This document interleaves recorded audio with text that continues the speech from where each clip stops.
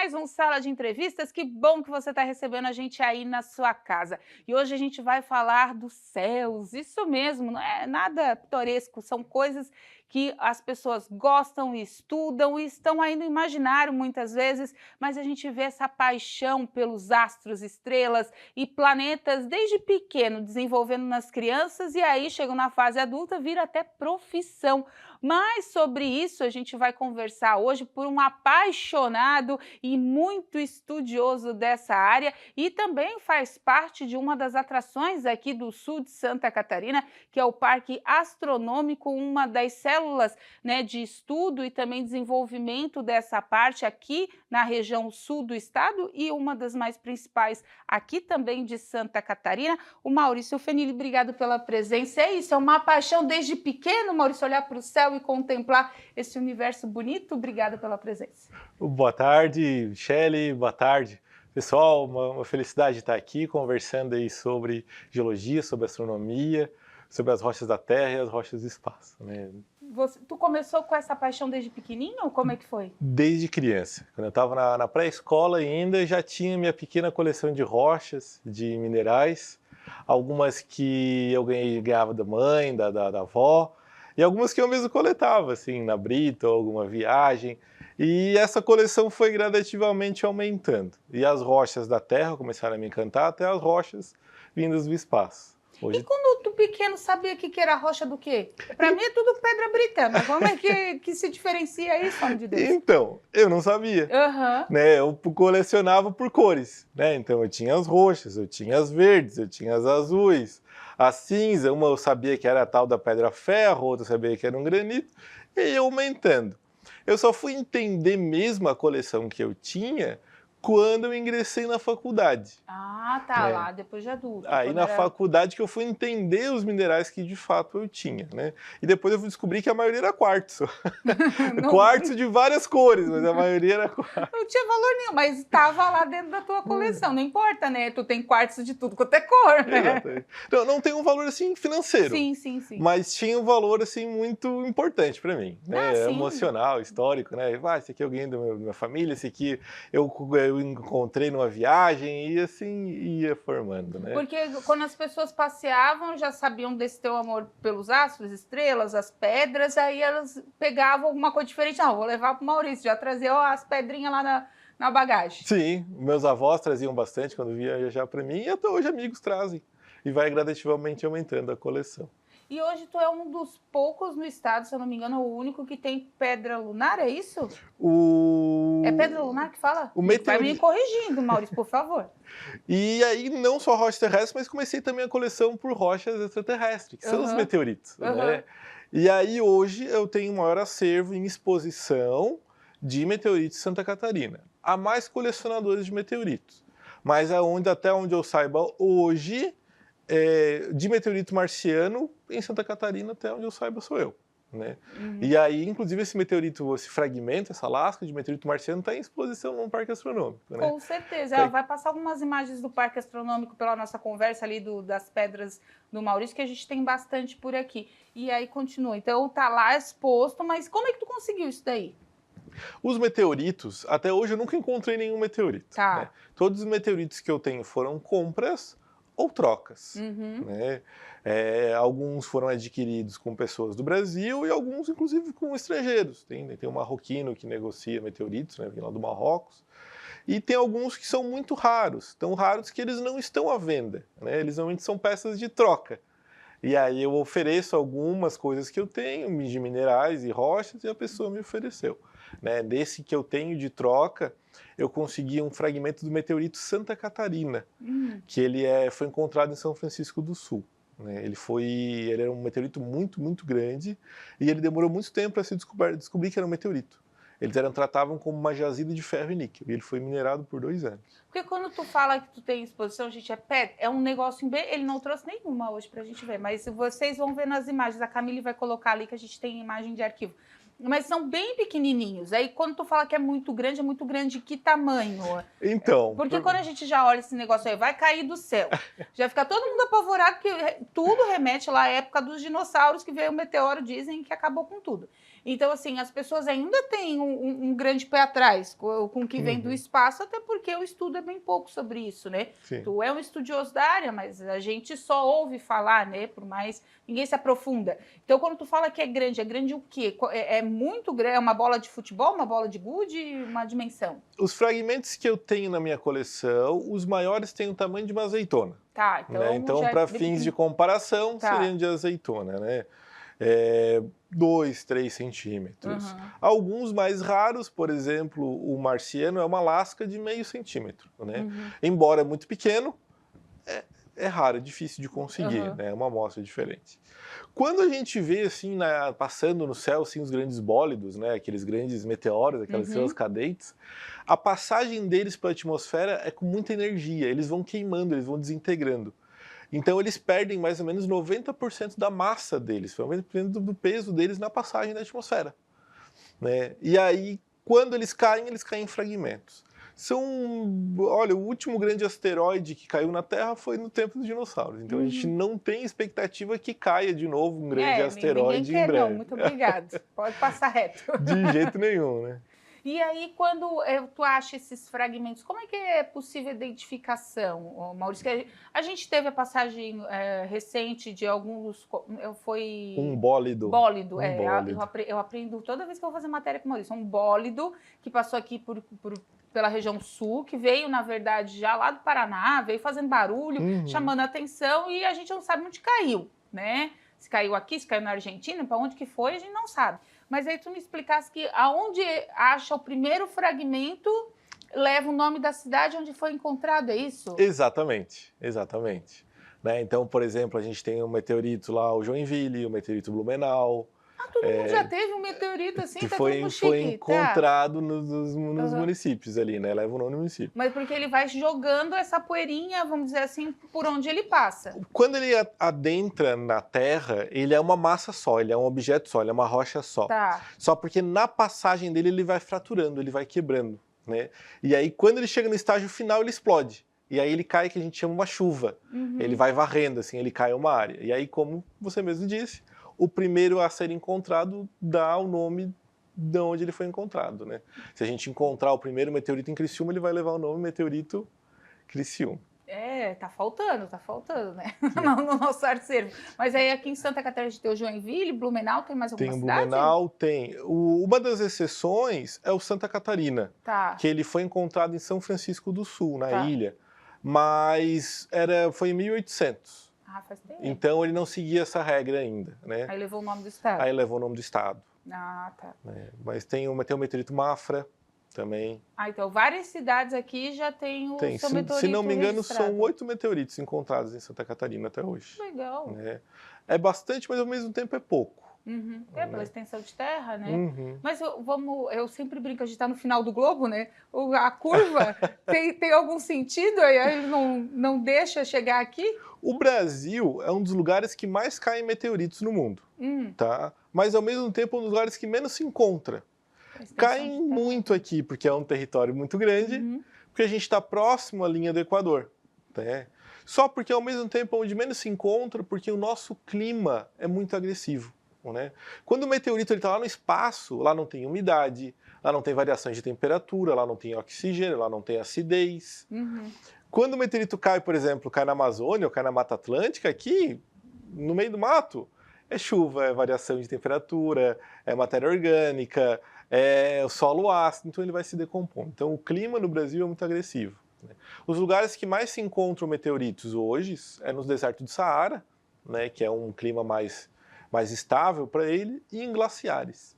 O pessoal, quando faz expedições para a Antártida, sempre volta com os bons e belos meteoritos. Porque até tem alguns que tu tens que não pode nem abrir, né? Que se abrir, ele se desmancha, é isso? Isso. Tem um ali que é muito bonito, mas ele está se decompondo, ele está se desmanchando, porque ele está oxidando. Os meteoritos, eles podem ser rochosos, metálicos ou ferropétreos, né?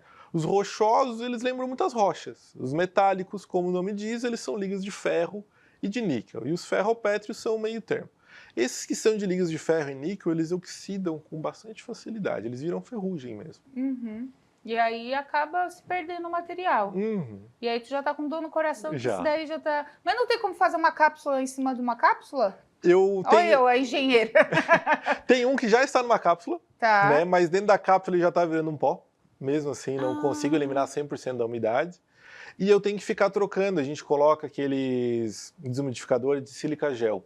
Sim. Então coloco na embalagem. Exatamente. Aí vai tentando por ali conservar. Vai prolongando a vida dele, mas ainda assim ele tem um prazo determinado. E quando tu falasse ali que tu chegou na faculdade, começou a descobrir, né? Mas aí ali desenvolveu ainda mais a tua paixão por esse tipo de histórias, o meteorito, asteroides, ali que foi desencadeando, não, é isso que eu quero. Tu é geólogo de formação, tu trabalha também nessa área, mas hoje a maioria do teu tempo é voltado para essa parte aí dos astros e estrelas.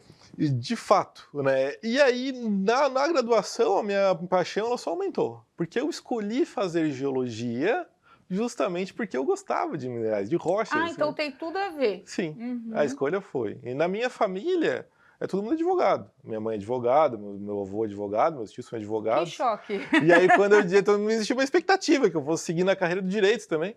Eu disse, não, eu quero ser geólogo. Ele disse, Pra onde tu tirou isso, menino? E aí a coleção, quando eu entrei na graduação, aumentou. Nossa, aí realmente cresceu e continua crescendo. Todo mês um correio bate lá em casa lá para entregar peças novas aí que eu tô comprando, adquirindo aí, eu trocando. E aí tu tá alimentando essa história, né? Porque hoje tu é uma referência no estado, né, Maurício? Quando o assunto passou um cometa, a gente liga aqui no sul, a gente liga tudo pro Maurício. Mas dentro do estado você já conversa com outros estudiosos da área, tu já estás bem garibado, né, nessa situação, ainda mais pelo Parque Astronômico também. A equipe do parque, ela conta, além de mim, com mais professores. Né? Tem professores que são geógrafos, tem a professora que é bióloga, a professora Amanda, que é bióloga, a professora Vanessa, que é geógrafa, a professora Fernanda, a Denise. Então a gente tem uma equipe e a gente tem uma rede de contato com outros clubes de astronomia. Né? Além de geólogo que coleciona meteoritos, ainda em Santa Catarina, tem mais o Rodrigo Sato. Então a gente tem aí uma ampla comunicação. E aí vocês vão trocando figurinha. Caiu aqui, não, caiu ali, é meu. Imagina, caiu um meteorito em Criciúma, levar o nome de Criciúma, gente, vocês não têm nem noção, ainda mais no ano centenário. Seria fantástico, né? Já pensou? A gente ficou procurando o último aí para ver se caía em Criciúma. E aquele último, muito provavelmente ele caiu em um lugar, porque ele foi muito grande. Muito grande. E muito baixo, né? Porque a gente sentiu vibração em Cocal do Sul, o pessoal ouviu até a água tremer da piscina. Então, assim, foi muito, muito rápido, né? Dava para calcular, né? Porque, assim, a velocidade do som é 340 metros por segundo. Né? A velocidade da luz é quase instantânea. Então, o tempo do pessoal ver e ouvir deu 3 ou 4 segundos. Então, ele estava ali a um pouco mais de 1 quilômetro de distância. Ele estava perto. Né? Ele passou, assim, rasante alto. Para o pessoal ouvir, para tremer a janela. Então, ele deve ter caído. Alguém um dia vai encontrar. A gente fica na expectativa. Aí. Então, se encontrar, avisa que a gente quer fazer matéria. Maurício, a gente vai para um rápido intervalo e a gente volta falando mais sobre essa paixão de astros e estrelas aí do Maurício. Daqui a pouco a gente completa mais. Para você que gosta desse ramo, você que tem a sua criança aí, quantos meninos e meninas aí estão nesse mundo e a gente não consegue desenvolver, ele também vai dar dicas pra gente. Lembrando que todo esse programa, Sala de Entrevistas, fica disponível no nosso canal do YouTube, /TV Primavera Criciúma, e também no nosso canal do Spotify em som e vídeo. Sala de Entrevistas, procura lá. A gente volta já já.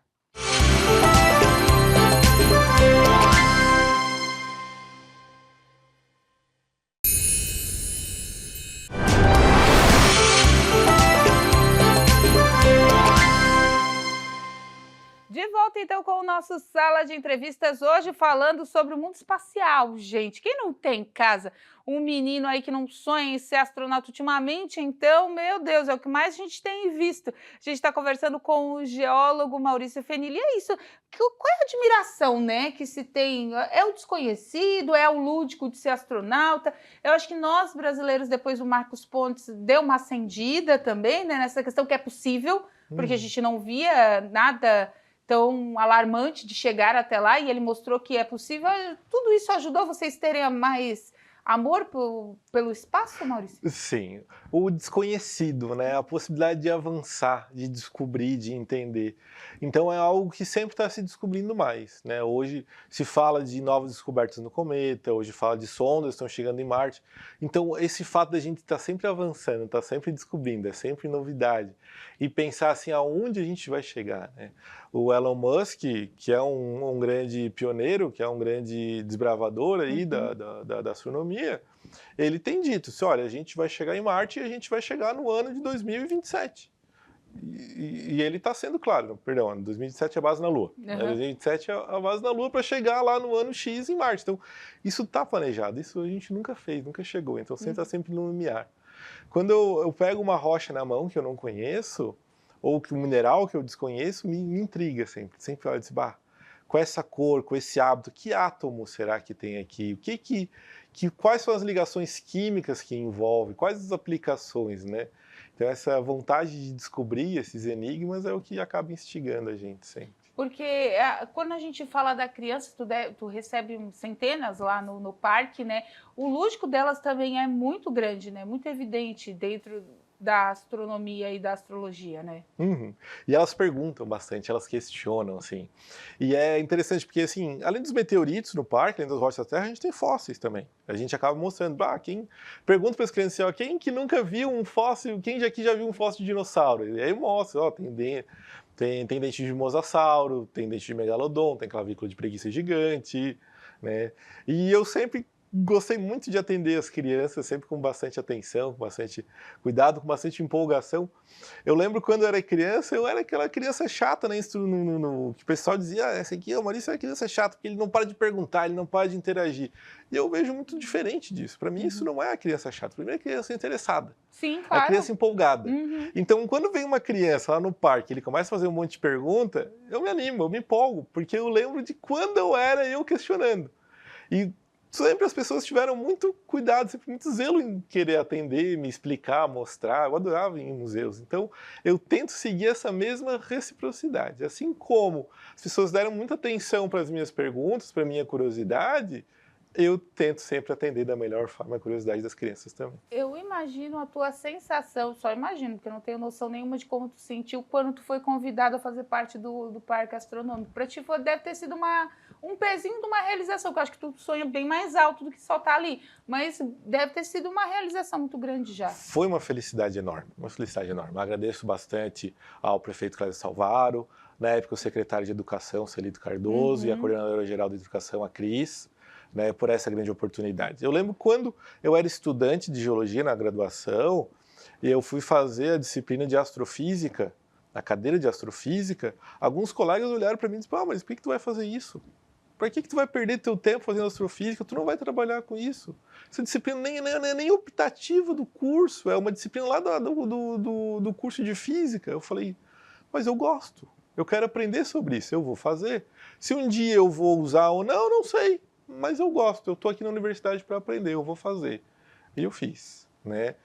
E aí, quando eu estava na Unesc, tem a Semana de Ciência, Pesquisa e Extensão ali, né? Semana de Ciência e Tecnologia, eu disse, vou ministrar um mini curso sobre meteoritos. E abri um mini curso. E a prefeitura ficou sabendo. E aí eles me chamaram. E disse, olha, a gente está planejando montar um parque astronômico, um telescópio, um planetário, e etc. Soubemos que tu se interessa no tema, que tens algum conhecimento, ficaremos contentes de participar da equipe. E aí foi onde eu acabei ingressando. Né? Que legal. Quando na minha vida eu imaginei que eu ia fazer uma cadeira de astrofísica junto com o estudo de meteoritos e que um dia eu ia parar num parque astronômico e ia estar compartilhando sobre ciências com jovens. É a verdadeira realização profissional, né, Maurício? Às vezes a gente fala assim, eu sempre falo, eu tenho o privilégio de trabalhar naquilo que eu estudei. Eu me via jornalista desde, eu acho que os meus 7, 8 anos, quando eu fazia reportagem e fazia livrinho como se fosse jornal escrito. E fui assim, tudo que eu fazia era jornal, era essas coisas assim. E então, eu me vejo realizada. Imagina, eu estou mais de 20 anos trabalhando naquilo que eu estudei desde sempre para fazer. Eu imagino tu, que estudou, as pessoas falavam, não, isso não é bobeira, rapaz, aqui em Santa Catarina, no sul do mundo, tu vai estudar, alguém vai te olhar. E hoje, tu é um profissional realizado dentro da tua área. Pode não ganhar milhões, mas está dentro da tua área, né? É o verdadeiro sentido de cheguei lá, né, amor? Exatamente. Então é recíproco. Assim como tem esse sentimento, também tem essa alegria, essa felicidade, né? Igual pro teu filho hoje, tu passa isso pra ele já? Ele é pequenininho, mas tu já tá vendo que começa a gostar, como é que é? O meu filho completou 1 ano de idade Uhum. no outro final de semana, né? Então, e é muito interessante, ele começou a engatinhar, começou a andar, e esses dias ele foi lá no jardim e ele pegou ali, ele daquelas mãozinhas já dele pequenininho, ele estendeu uma mão, pegou outra e começou a juntar as britas que estavam ali. E aí ele veio meio se engatinhando, encostando nas coisas e estendeu a mão assim, ele não fala papai ainda, ele fala pá, pá, pá. E deu E uma pedrinha pra entendeu ti. e deu. Tipo, aquela ali já guardei um lugar especial para ela na coleção. Ai, que legal. Se olhar, é um granito. Granito, mesmo que tem lá na maioria das obras, na maioria da construção civil, no jardim, mas agora é É uma o granito rocha que do meu teu filho. filho me deu Qual com é o 1 ano nome de dele, idade. É Maurício? Gregório. Gregório. Olha que nome forte. É a rocha do Gregório agora, então. Ô, Maurício, quando a gente fala de estudo, hoje fora a geologia, né? Como é que vocês estão tratando? Porque igual, a gente tem um clube de astronomia aqui, tem as crianças que fazem os foguetes que para voar, e é tudo, como eu falo sempre, é muito lúdico. Mas como vocês estão tratando isso também, né? Dessa juventude para amparar? Porque às vezes pode surgir um outro Maurício no meio. O lúdico acontece, mas às vezes transforma num grande profissional. Como vocês estão avaliando? Tem algum projeto, alguma coisa assim? Frequentemente no parque, acompanhem o Parque Astronômico, @Parque Astronômico Criciúma no Instagram. E sempre tem, por exemplo, no Dia das Crianças, teve uma atividade lá para as crianças montarem junto com seus pais telescópios. Né? Tem o concurso de foguetes ali, coordenado pela professora Vanessa, junto com os clubes de astronomia, que envolve os alunos das escolas públicas a estar montando isso. O professor Fernando, inclusive, também monta telescópios. A professora Amanda tem uma oficina de montar réplicas de fósseis com gesso. Então, sempre estar envolvendo eles. A gente parte do princípio que, mais do que compartilhar conhecimento no parque, nós desejamos fascinar, envolver com conhecimento todos aqueles que visitam o parque, que vão lá. Então, mais do que compartilhar uma informação, mas instigar a eles a desejar saber mais. Então a gente parte desse princípio sempre. Mas já estão colhendo algum fruto? Tem algum que está indo lá te incomodar? Maurício, eu quero saber isso, quero saber aqui, que está indo mais frequência. Tem algum que vocês já estão lapidando? Olha, seu filho já é um visitante assíduo do parque. Ele gosta.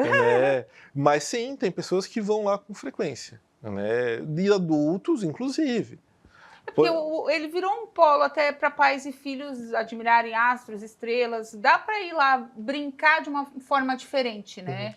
E uma das coisas legais do Parque Astronômico é que o céu à noite ela é dinâmica. Então você aponta o telescópio essa noite, essa semana está excelente para observar Saturno. Mas daqui mês que vem vai ser Júpiter. Daqui a outro mês vai ser Vênus. Então, assim como a abóbada celeste à noite muda, as estrelas mudam, as observações também. Então, isso está sempre trazendo novidades a serem observadas. E tu tem também telescópio em casa, tudo? Aí fica lá à noite observando, de dia, porque o pessoal pensa que é só à noite, mas de dia também tem umas coisas diferentes para ver, né? Mas de dia usar o telescópio é muito perigoso. Tá, queima a retina. Né? Tem que usar o telescópio. Se for utilizar, eu nem recomendo que utilize, mas não pode apontar para o sol de jeito nenhum. Sim. Senão vai causar a cegueira quase que instantânea. Quando a gente era pequeno, não sei se hoje...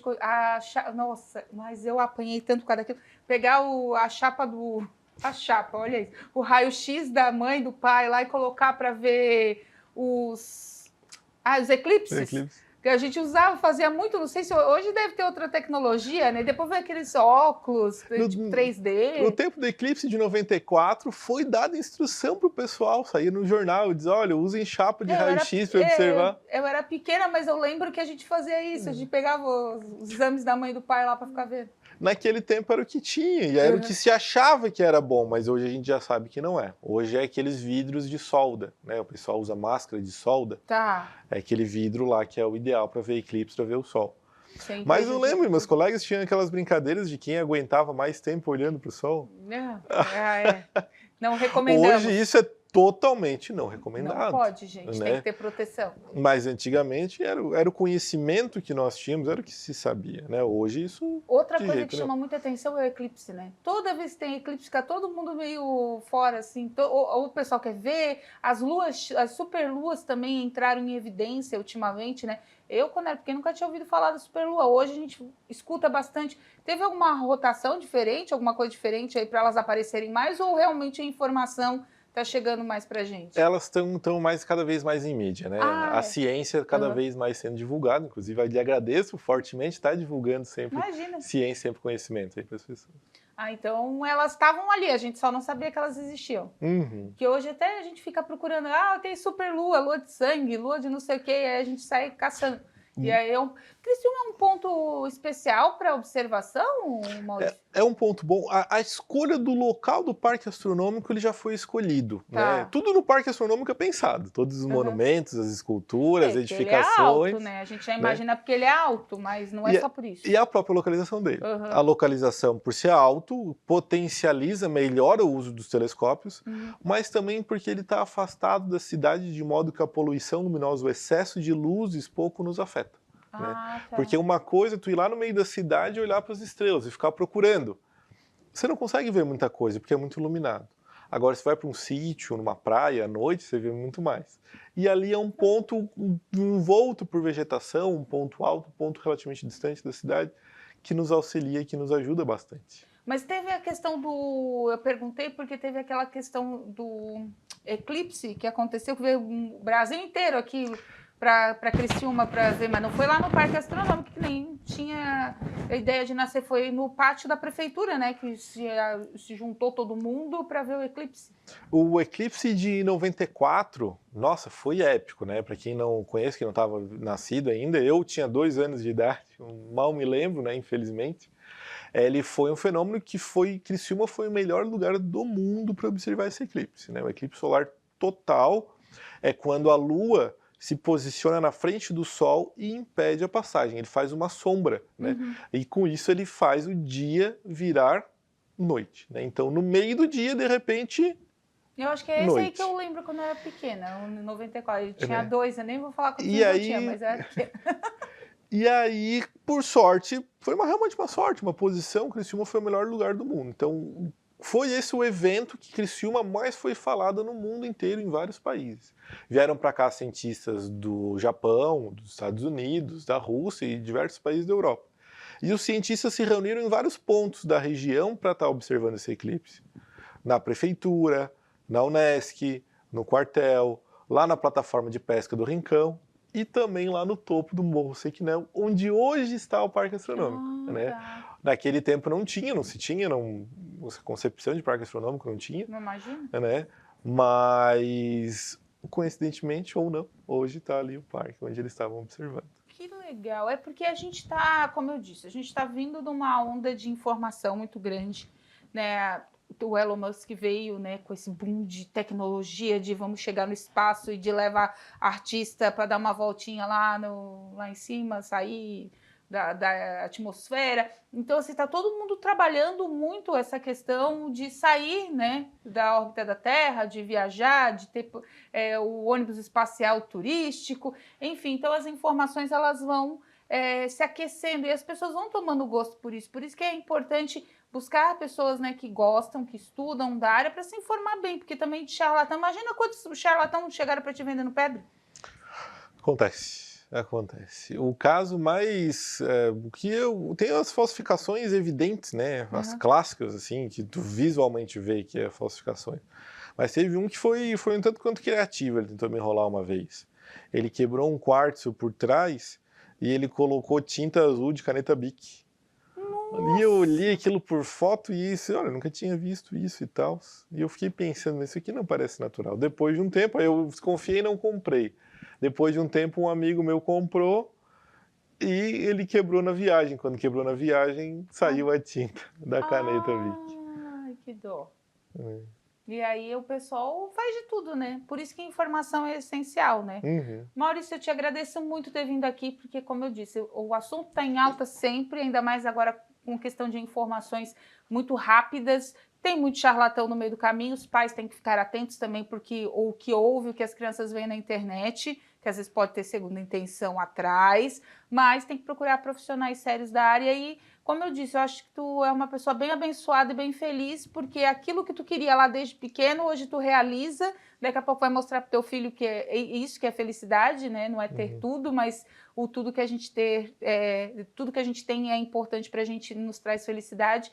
E é importante ter pessoas como você, o nosso Sacani aqui de Santa Catarina, gente. Vocês ficam aí, ó, vendo os outros, a gente tem o nosso aqui também. Obrigado pela presença. Michele, muito obrigado. Sempre uma felicidade estar participando. Fico honrado aí com a participação no programa e fico sempre à disposição aí. Convido a todos que ainda não conheceu o Parque Astronômico, tá indo lá conhecer, ver os meteoritos, ver os telescópios, ver o planetário, ver o mirante da cidade. E quem quiser me acompanhar no Instagram é @MauricioFenili, que é onde tem cursos.